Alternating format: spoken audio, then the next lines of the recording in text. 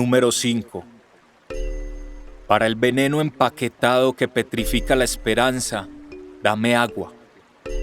Para los días en que la candela usurpadora danza con cuerpos prestados, dame agua. Para viajar hasta la esencia de la fotosíntesis divina, dame agua. Para ofrendar vestigios de gratitud y ritualizar el alba, dame agua. Para escuchar relatos, saborear caminos y alimentar el espíritu, dame agua.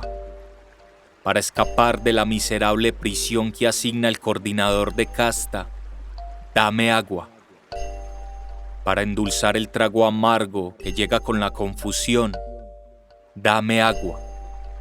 Para renovar la palabra del corazón y los latidos de la mente, dame agua. Para refrescar el propósito dibujado en luna nueva, dame agua. Dame agua, así la ley de semidioses pretenda numerar lo indescifrable.